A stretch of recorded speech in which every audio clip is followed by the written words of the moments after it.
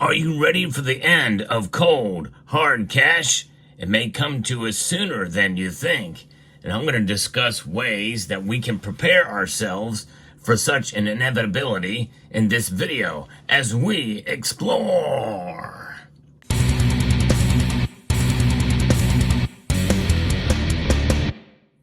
When we think of cash, we usually think of paper notes and coins, and I don't think they're going to go away anytime in the near future. However, as we are seeing by several countries around the world, there are many nations that are moving more towards a cashless society, and that will usher in even quicker a digital currency or a central bank digital currency. And many people will say, well, we have digital currencies right now. Indeed, it is true that the Federal Reserve actually digitizes more dollars than they print. But the currencies that you see on the screen here, well, they are all gone, defunct. These are just representations. These are essentially just paper notes representing currencies that have died or have been reset in one form or another. But we know countries like Sweden just naturally have been moving more towards a cashless society. And this news is sent to me by a member of the community, is telling us about what Switzerland is doing from the AFP. They are moving towards a cashless future with instant payments. And so Switzerland is a pretty big nation. We also know that it is one of the hubs for gold trade as well, too, and known for their independence and being neutral. Well, their new instant payment system will bolster the future of cashless payments in the country. The Swiss Central Bank said that the scheme is now live.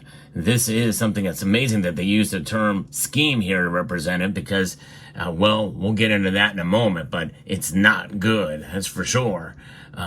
Now, the Swiss National Bank said around 60 financial institutions were now able to receive and process instant payments, covering more than 95% of Swiss retail payment transactions, following this newest launch that just happened. By the end of 2026, at the latest, all financial institutions active in retail payment transactions will be reachable, said SNB in a statement. The central bank said the first institutions had already launched retail offerings enabling customers to send instant payments, with further banks to follow in the coming months. Instant payments allow private individuals and companies to perform account-to-account transactions with immediate execution and final settlement in seconds, around the clock. And that all sounds all really good. In fact, we've talked about that with one of the benefits of what is referred to as FedNow, which is the backbone, the rail system for central bank digital currency allows for instant transactions. That's already enabled here in the United States.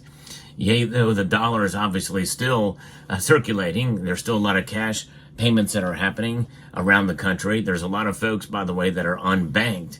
And so here, but in Switzerland, maybe a little different situation here as they're moving in this direction. But instant settlements in seconds. This all sounds really good, but it also means that other things can happen in seconds as well. This market launch represents a further important milestone and reflects the collective stakeholder commitment to the future of cashless payments in Switzerland. The Swiss National Bank said the scheme offered significant advantages due to shorter settlement chains and with funds received being immediately available. The central bank anticipates that instant payments are likely to become established in Switzerland in the medium term and form the basis for further innovation in payment transactions. So you have your phone, you just put it up towards the sensor, and the transaction is complete, or even against another phone.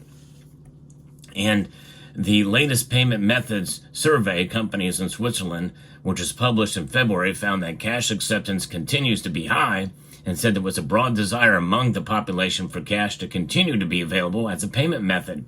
While mobile payment apps acceptance has risen by 19% percentage points since 2021 to 59%, their survey found that more than 90% of companies doing face-to-face business accepted cash. But to think about it, when they set this groundwork and framework up for cashless, It's only a matter of time, I think, before even Switzerland starts to make the move dramatically, or maybe even mandate it, because all they have to do is just render their currencies worthless, or massive inflation comes into play, and people don't value their paper. Their paper literally is just that. In fact, we hear about cases where the wheelbarrow used to haul currency around in some of these countries is worth more than the currency that's inside of it. A whole wheelbarrow to get a loaf of bread.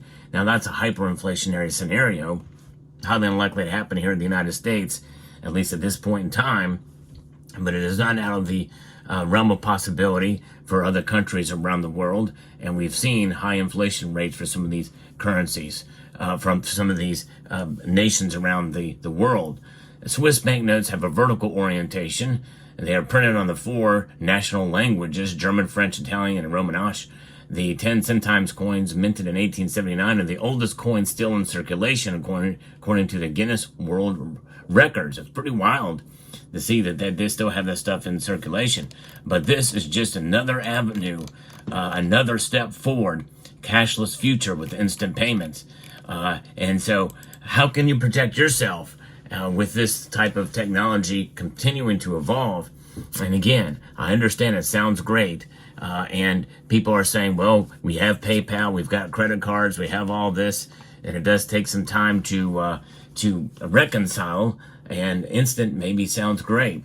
But I think that should be done on the private sector and the private bank. Of course, private banking is somewhat a misnomer, because all of these banks, the big commercial banks, especially the big 5, well, they're all tied into central banks, and especially here in the United States with the Federal Reserve.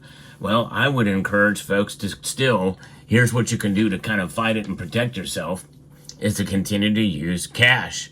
Yes, indeed. Now, obviously, using cash will not help bolster your credit score, but, we are a debt-based society, and a high credit score is not necessarily a good thing in every situation. Being fiscally responsible, I think, is a much better attribute to have, and cash kind of limits what you can do with doing that. That is the most basic thing you can do, is to continue to use cash, in my view. And it's understandable we can't escape. Even if you are completely bankless, there's really no way to escape what's coming, what's happening. But for yourself, you can't protect yourself. And having cash is one way to do it. And think about what is considered a currency and what is considered a transaction and fungible. Well, some states in the United States, about 6 of them, recognize gold and silver. Recognize gold and silver as money. That means that they are now legal to be utilized for transactions. And that's a pretty big deal, in my view. Think about it. When you go to a store, if they will accept gold and silver coins, you can transact in those. I think that's a wonderful way to start to make a move towards gold and silver as money again. But for most folks, it's not practical, especially to get a 1-ounce gold coin trading at $2,500 as I record this video, to do a transaction, unless you're buying something really, really big, putting a couple of these down for a used car. That might be one aspect of the scenario. Silver coins, much more practical, and you can use silver eagles, but you can also use constitutional silver that you should see here in this bag. Constitutional silver is a great way. And most of this is valued essentially based off of spot price, but it's essentially multiplied or divided by a dollar in denomination. So right now, between $21 to $22 per dollar is how you measure that. That's an easy way here in the United States, and you can apply the same theories to your nation as well. But I do think that silver coins or silver rounds, recognizable silver products out there, is probably the easiest way to transact, even probably more so than gold in that form.